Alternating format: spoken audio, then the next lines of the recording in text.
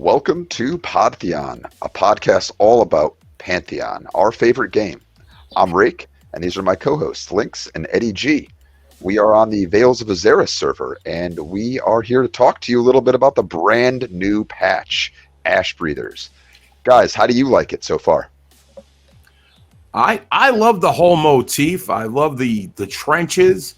I'm a big World War One guy. I've been to the World War One museum in Kansas City, Missouri. I love the motif. I love this.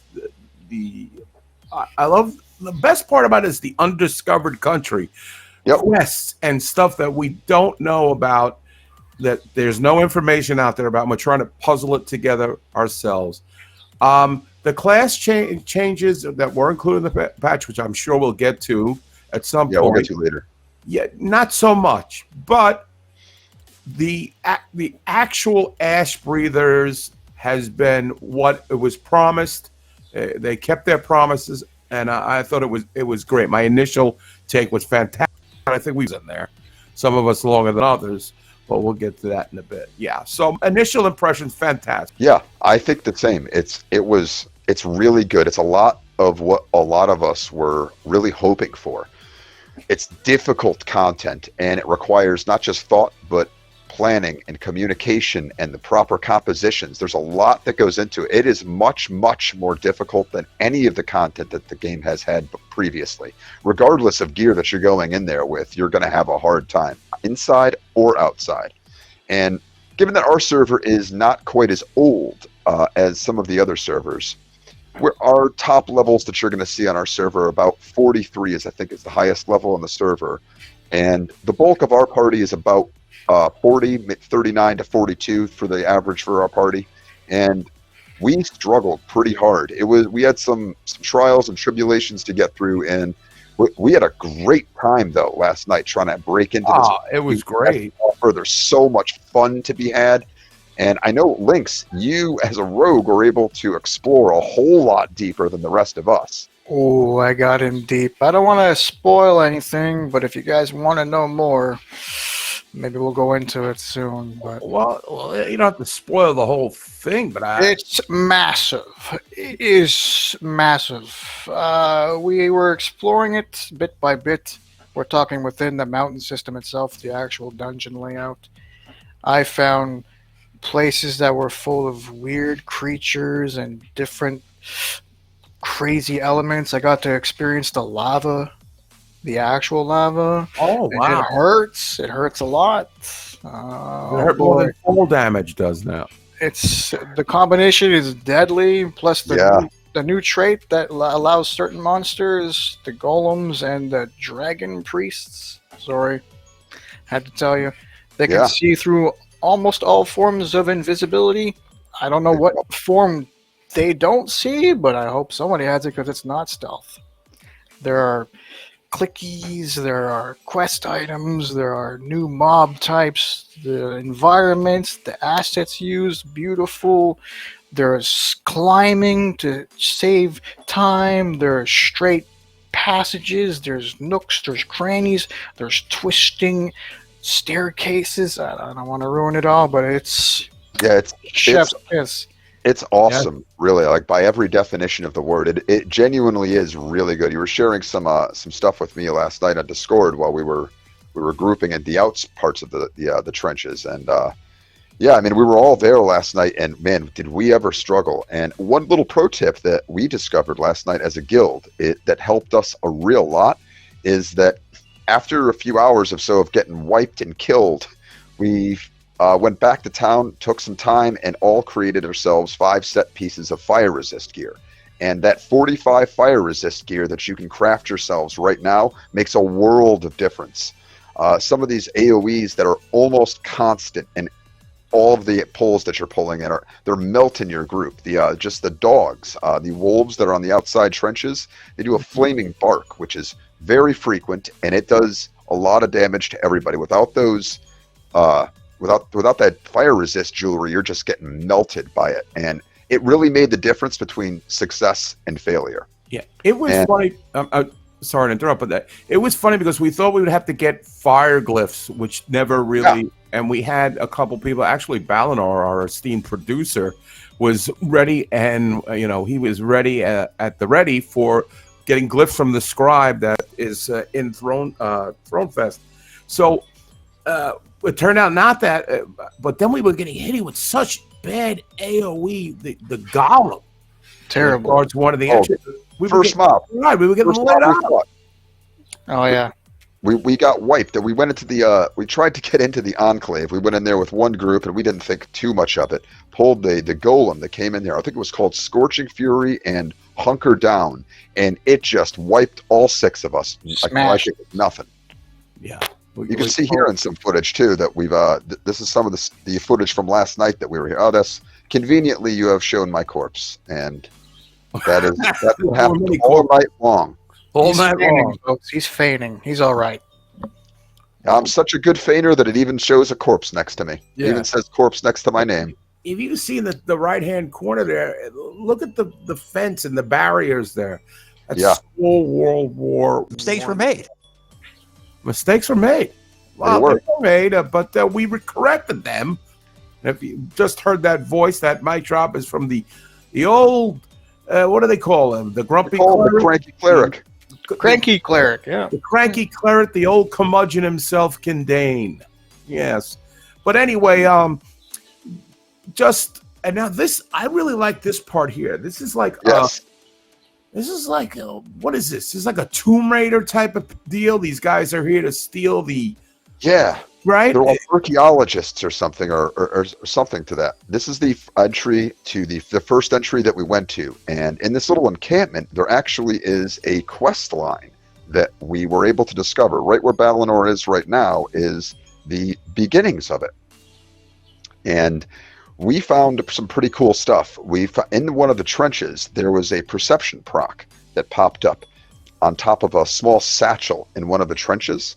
And I know that we had some trouble having people pick up the quest, but when you right-clicked it, it added an old journal to your inventory, which was able to be put into one of the books into this camp. And it leads to a longer chain quest and revealed some lore, and it revealed some other stuff going on. And you can see right here, here's some of the footage of the quests and talking about, or rather the lore from the book, that talks about a caste system that the Ashbreathers have. And they talk about all kinds of stuff. One thing that I found particularly interesting was that this lava, this magma that they have in these small jars, they refer to as a magical typed ink that stores memories, which I thought was a really cool little piece of stuff right there. Nice touch. Yeah. I mean, all of this is like next level stuff. We got lore, we've got a storyline going here. And there was a little bit, what was the deal with as far as in order to pick up the initial journal in the trenches, right? The trenches, you had to do something first. We're speculating on what that actually was. We think that mistakes were have made to go to that camp to discover the faction to go there. There's a Barrow-Dark faction, and then there's another faction, and the journal is not acquirable until you discover that faction, we think. We're not really sure what is allowing you to not pick it up and being able to pick it up. There was a lot of discrepancy with our guild and group last night. If anyone can confirm for us, you can leave that in the comments. Yeah, comment below on what it is. Yeah, definitely. I mean, it looks like everybody now in the guild has access to that quest. And you can see on the screen here where that arrow is blinking, that's where you pick it up. Ah, yes, I do remember that. There's also a name that can frequent that path, so be careful. Is that the great John Ramos? John is close by, but there's another member that frequents that area. I think his last name was Justy. I don't understand where these the names come from, but I guess they're part of the whole story. It's so much to be revealed so far. Yeah. We just have just scratched There you the go. surface. Here's some text we got from one of the NPCs that we'd slain. The shawl of my people, 8 trials, each thread a prayer, burned to ash like everything else. That's a very cryptic message. Huh. Now, confirm or deny, Dane usually means king. Doesn't it usually? Yeah. So maybe, I don't know. But it's very interesting. And like Lynx said, this is so massive and expansive. This is what we want. This is what we certainly want the challenge, because everything is kind of known to us at this point. Right. We've played this game, at least since December.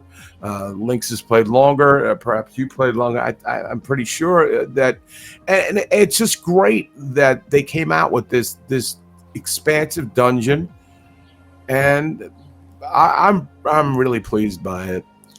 I wonder though if they were influenced by EverQuest.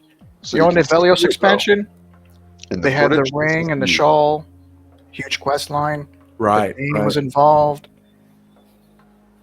I wonder if This, that's inspiration. this footage that we've got here on the screen, this is actually the entrance to the enclave proper, where the mobs start getting much, much more difficult. A group of 40s. Now, I'm a little bit under-leveled on this monk that you see. I'm 38. So the mobs were often yellow and orange to me inside of here. The rest of our group was 40 to 42. I've had a few lower leveled things that I've had to take care of, and I also died a real lot last night. But you know what? Every single one of them was worth it. Oh, I've never seen like a bunch of. All right, we know each other, we talk to each other in this part, but everybody was so excited about the adventure, what we crave as people who've played MMOs or played Dungeons and Dragons, the unknown, and it definitely brought that aspect. Going I was in blind. It really did. And I think something as gamers we'll always remember. Remember that first time we went in and, Yeah. And that's what we're collecting here. We're building memories of a game we all really enjoy together. And man, they did not disappoint with the vastness of this content. And definitely we'll be talking about this on future episodes, and new discoveries that we've made, new items that we found, new quests, new crafting stuff. There's rumors floating all about the Discord servers. They're all abuzz talking about what might be. But we're here to do this almost the same thing. We're here to speculate and give everybody who's watching some insider information about what's really going on here. Yeah, this guy, this Pyre Soul here. Oh yeah, he was nasty. They were really nasty. And you will see ahead of here where we all we have a bit of a bad time. Not me. I was safe.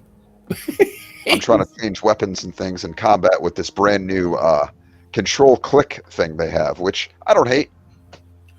No, I don't mind it. I think a lot of people, everybody squawks when this change. Yeah. And some of it it's due. The criticism is due. Some of this other stuff is just superfluous. I think later on we're going to be glad we have it. Right. It's growing pains. We're going to have to adjust. So you'll see here in the footage as I begin to try to body pull this guy over here, aggro from across the way. All right, good. There's only one. Oh, wait, no, there's 2, 3, 4. We got? Oh, no. I try to dash away and feign. No bueno. Oh. And, the sheer density. Oh. Whoa, there it is. Yeah, that was a quick death. I got blasted into oblivion there. Oh, the trenches, the sheer density of the mobs, the proximity that they are between each other is super challenging. It really requires either crowd control or a good puller or everybody really on their toes, because even in the trenches where we were, 4 is often too many for a group. Even with CC, you're getting resists, you're getting AoE damage, you don't get them off fast enough, and people are just going to melt. Right. So many new mechanics we have to adjust to, figure out how to counter it, how to compete with it, how to negate it, how to survive it. Yep. Oof. It's exciting though. It really is. I'm already excited to go back right now. Yeah, really. Let's log on. We're all excited. Just watching this. Now the perception has been implemented a lot more now. We actually went to a tower where we got a perception message about basically the war that was like destroyed this civilization or something, and then all of a sudden, like 1,000 mobs started following us and started coming us outside in the trenches. I remember that. Yeah, I'm not really sure what happened there, but that perception proc came, and I don't even think it was 20 mobs. I think it was closer to. It was every mob in that trench, that giant train. Yeah. It was real. Maybe that wasn't the perception proc that actually made that happen, but If it wasn't, it really was perfectly timed. Yeah. Yes, Which exactly. is very dramatic and exciting. And yesterday there was a lot of changes as well. That we got this great new content. We got all kinds of stuff to explore, but that wasn't all the changes that they did yesterday. There were a number of general changes to the game, and there were a number of class changes. Some really great, some less than.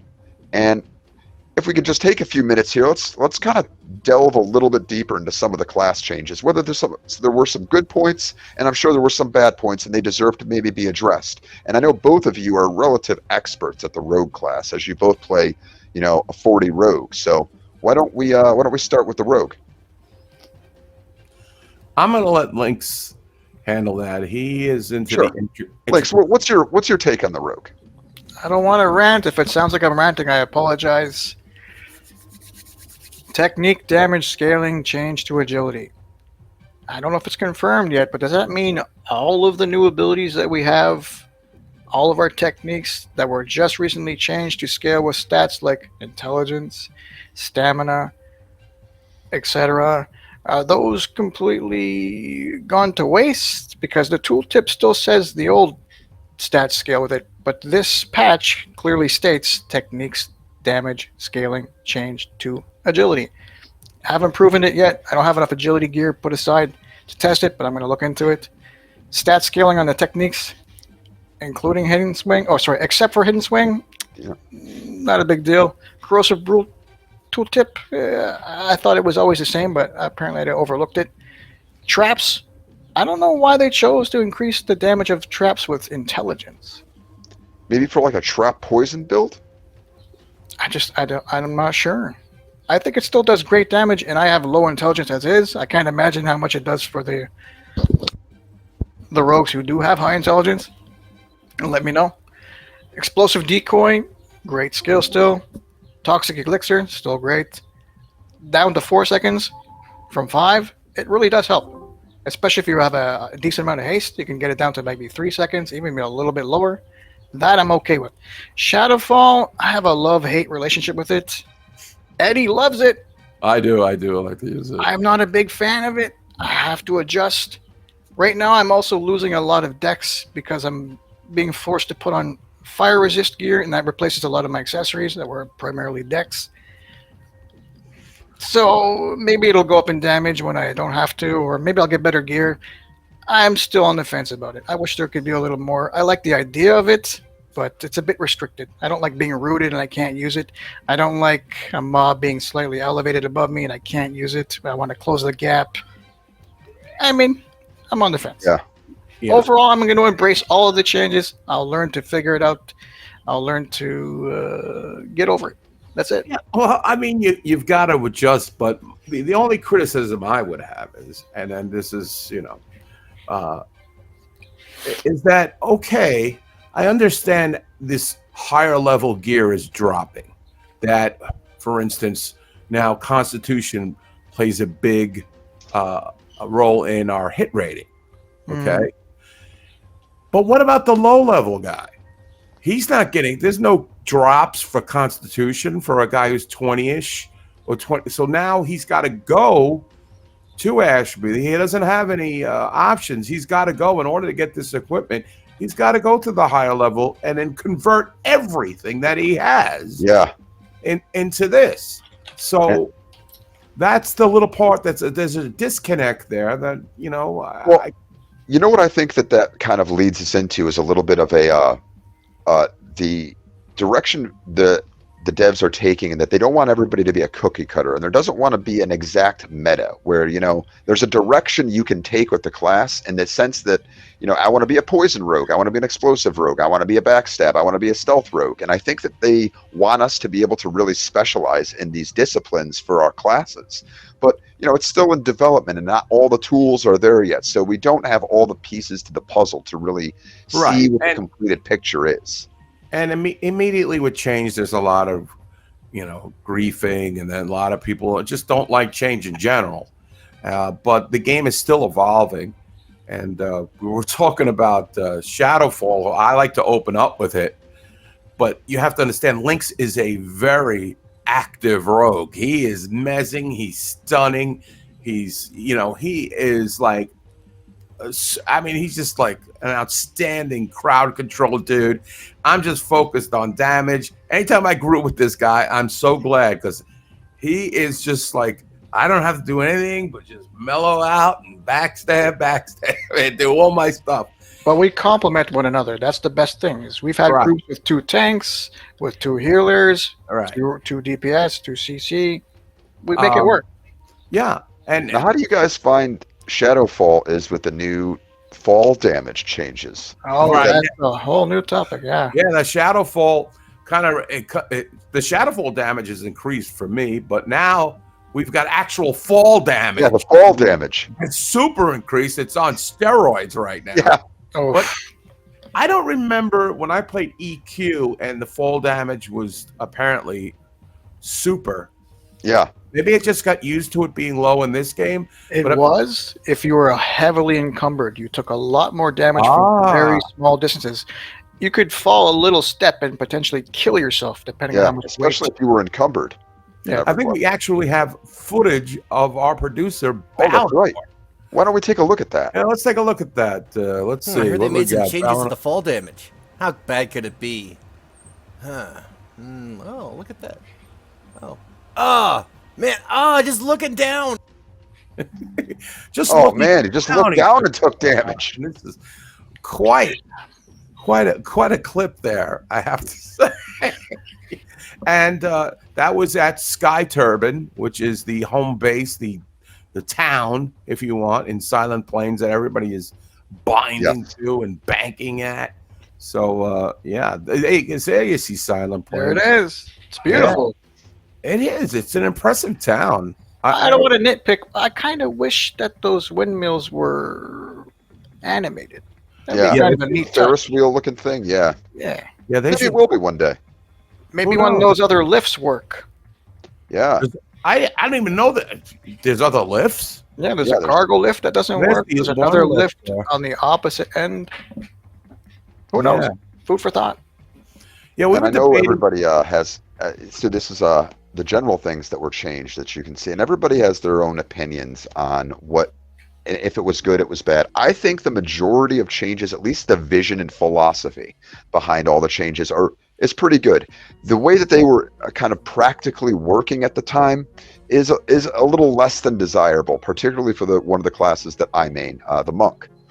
I don't really do much damage anymore, and they changed some of the scaling on these things, which when reading it is a very welcome change. However, now with Flurry and some of these things, and as you can see in the first bullet point, now scale with Dex. And even with a decent Dex build, I'm now flurrying for 8 damage, 6 damage, 7 damage at level 38. Really? And your punching auto attacks are doing 12 damage, and my wheel kicks, I got them up to about 28 to 30 damage with going with about a 35 to 40 Constitution build. Now, I lost Constitution because I had to equip a lot of that fire gear, fire resistance gear. So I definitely have a stat reduction in a lot of things, but it's really hard now because the heal also scales with Wisdom. Resonating Strike, Soul Shuriken, and Chi Spear all scale with Wiz. The only ability I found that does the same damage it did before the patch is Chi Spear, which still hits for about 80 to 100 damage. Everything else is really, really minimal. I tested it next to a cleric last night, and I do approximately the same damage as a cleric does in melee as a 38 monk. Now, I've been told on the Discord forums and from people, back and forth and feedback that say things will change once you get the gear. And the scaling actually allows for a lot more damage for the monk. But I'm still waiting for that to kind of happen. But in the meantime, I can't solo, and I'm almost a drain on the groups.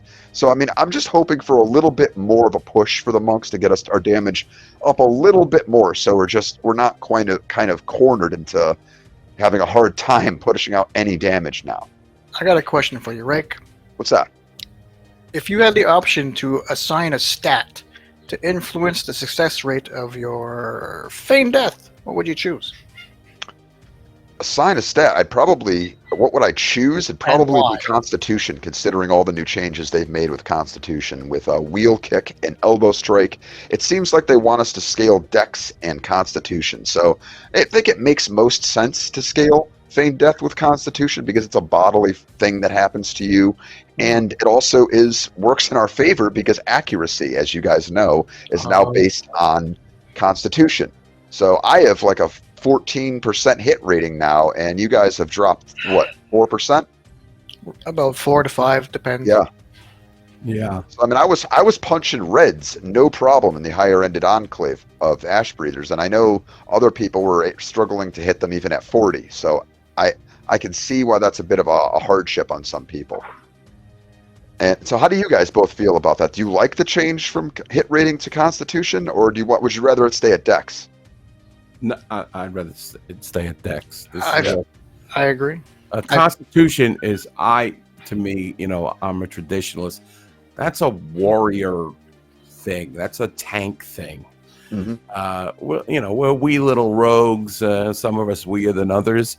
And I like the Dex, the quickness, the agility. That's what it's all about. Same thing with your class, with the monk. Yeah. But I do get it. I do hear what you're saying about the Constitution playing into the Feigned Death. That definitely is a good point. That's my take on it. But again, this is so new. The only thing that confuzzles me, that confounds me, is they'll release a patch and then they'll tell you this is what's based on, and then 2 weeks later, it's a complete overhaul of what you just changed. But again, I'm willing to give it. We're not going anywhere. We're here. No, we're live. We're going to play this game until it explodes. You got to get rid of us. Yes, that's exactly. So, we'll adjust, but it is a little frustrating at times. But right now we're dealing and we're enjoying the new content. So, yeah, and not all the changes that were made in yesterday's patch were necessarily bad in terms of class. No, there were some good things. Oh. Yeah, I had actually changed from Enchanter to Monk because I wasn't really enjoying the class so much. But the changes yesterday addressed some of the fundamental problems the Enchanter had previously. The best change that I can see is the new animation that they put in. And now how this works is it's a 30-second duration summoned creature that has a lot of hit points and generates a lot of threat. So you can throw it at a mob that's either iron-willed or too high level for you to normally mez, or just something to soak up some damage for a few minutes, or 30 seconds exactly. And it works excellently. The damage output of the summoned animation is not high. It's very minimal, but that's not its purpose. And even soloing, this addresses the ability for the Enchanter to solo. You can just throw that animation out on something and use your newly found nukes and dots, which are exceptionally powerful in contrast to what they were the day before yesterday. Formerly, I was nuking with a 2-second cast for about 65 to 70 damage, and it would be a modicum of mana that wasn't really that great. Now it's hitting for close to 200 damage, and it has a 1-second cast with no cooldown. And on top of that, the dot is ticking for 100. So I could really pump out the damage with that. And we're getting a message here from our producer who's our cleric, wants me to remind you that the animations can be healed while they're out. So they can actually full-time tank a mob that's an ad. If you've only got one tank, the ad is iron-willed, you throw the animation at it, and your healer can actually just spam heal that animation. And it has as much health as a tank of your level, a warrior or a paladin or a dire lord of equal level and equal gear to you. It has a ton of hit points. And I think it's excellent. The healers can actually make a macro to heal the pet. He'll heal the animation, which is great. Yes, that definitely bounced the Enchanter higher up. You last night you were a little frustrated with the monk, and the Enchanter is so needed with these It is. compacted It's mobs. almost required in this new content that it's because it's so difficult and the mob density is so closely packed together that there's almost no times when you can single pull and a double pull it. You're hoping for a double pull because you've only got two. And man, these are, like I said in the beginning, these are difficult mobs that require they really require tactics. And you can see here how fast we die. Right. A lot of mob density. It's very challenging at times. Right Yep. there. That's inside the trench. Look, you can't even put two people side by side in some of these these areas. And that room that we're sitting in right there, there was 4 or 5 mobs found in that room and probably also a pather. So I mean, easy you could wipe there for a regular group. Now we've got 12 people here because we brought 2 groups in last night from our guild just so that we could kind of press the content and see what there is to be offered. Right. And I didn't notice anything buggy. A lot of times when you're in these close quarters, things come through the walls or something like that. I remember in EQ, old Miss Moore Castle, that used to go in there and it was like things would be hitting you, you know.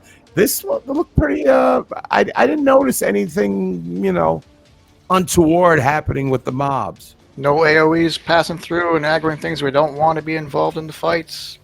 Right. That was beautiful. Yes.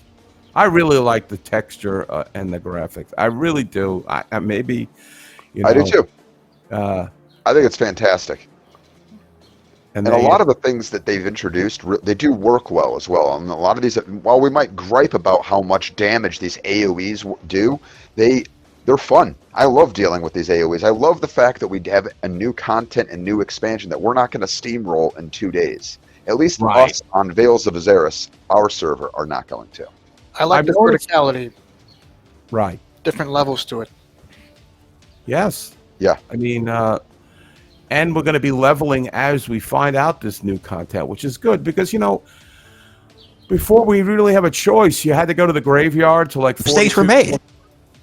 Right. And then we had to go to fight the Feralings over in Wild's End. Now we have a whole new zone to level and learn. And that's fantastic in itself.